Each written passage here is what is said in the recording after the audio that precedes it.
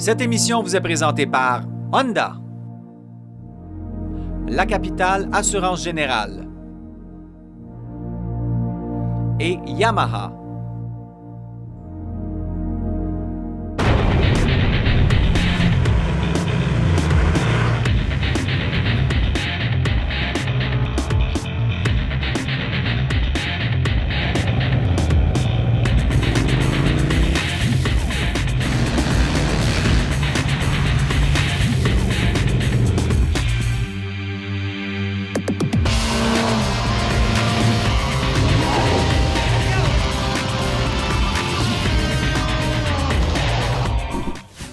Ici Éric Ménard, bienvenue à Motomag.tv. Aujourd'hui à l'émission, on démystifie le monde des stunteurs à moto, mais tout d'abord, on est allé faire un tour au Supermoto X-Fest de Mécaglisse.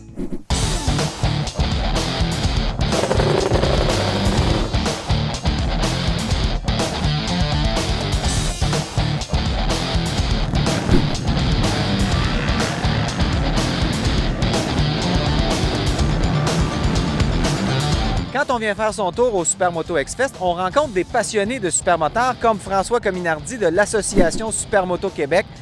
C'est vraiment une première pour vous ici? Tout à fait. Ce qu'il y a, c'est que déjà l'année dernière, on a eu le Supermoto X-Fest. Là, c'est la deuxième année. Et cette année aussi, donc, ce qu'on a créé, c'est le Supermoto Bike Drift, c'est-à-dire la plus belle glisse en supermoto. Oui, parce que c'est ça qui sépare les hommes des enfants là-dedans. Les professionnels, c'est la glisse qui compte.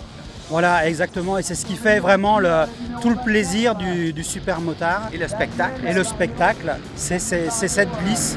Ça prend combien de temps avant de devenir pro là-dedans? Ce qu'il y a, c'est que, en fait, justement, on a fait la promotion aussi de stages de pilotage avec le circuit Mécaglisse. Et grâce à ça, on arrive quand même, en 4 ans, on a vraiment relevé le niveau du supermotard au Québec. Ça s'adresse à qui, le supermotard? Le supermotard, en fait, ça s'adresse à beaucoup de monde. C'est en fait une moto qui va faire 50 HP, d'accord? Et certaines, on peut aller au travail avec. Et après, on peut venir en fin de semaine se faire plaisir sur des circuits comme ici à Mécaglisse. On se défoule la fin de semaine et la semaine, on a un véhicule qui ne consomme pas beaucoup pour se rendre au travail. Exactement, et avec des plaques qui ne vont pas coûter trop cher. Donc c'est vraiment l'avenir et c'est pour ça qu'on pousse ça ici au Québec. Au niveau du circuit, on voit qu'il y a environ 80% asphalte et 20% terre, c'est ça? Oui, on va dire 70% asphalte, 30% terre. Et c'est ce qui va permettre en fait de regrouper aussi bien, de voir qui est le meilleur dans les pilotes de circuit et les pilotes de cross et de terre. Et le 70-30, est-ce que c'est une règle internationale? C'est la règle habituelle en effet, parce qu'il ne faut pas oublier qu'on a des pneus de rue, d'accord, donc qui n'ont pas de gros crampons. C'est ça. Donc après on va faire de la terre, mais c'est quand même... Oui, c'est dangereux. Voilà, il faut y aller doucement. Mais on voit que les gars ici vont pas vraiment doucement dans la terre non plus. Oui, et on s'aperçoit justement que les pilotes qui ont fait du motocross sont très bien équipés après pour faire du supermotard. Bien, merci beaucoup et bonne chance avec Supermoto Québec. On va suivre vos activités.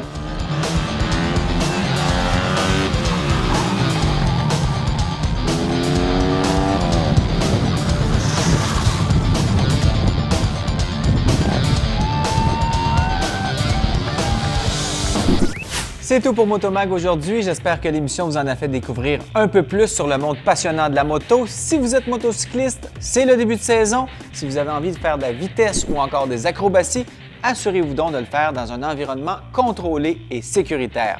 Merci et à la semaine prochaine. Cette émission vous a été présentée par Honda,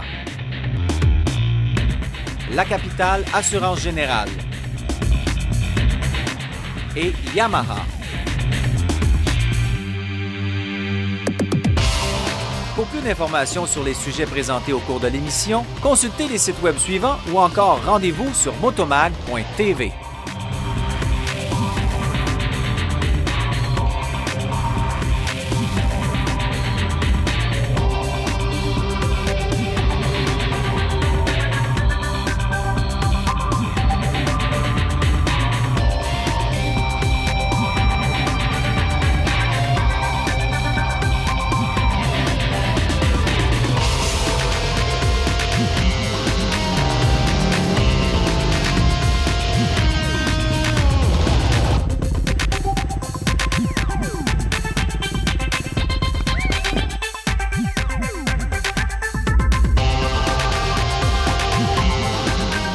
j'imagine le nombre de motos que vous avez dû briser avant d'être capable de faire des figures comme ça. Ça t'a pris combien de temps, toi, Frank? Ah, plusieurs années, là. C'est une carrière d'une vie. Ça fait combien de temps que tu fais ça?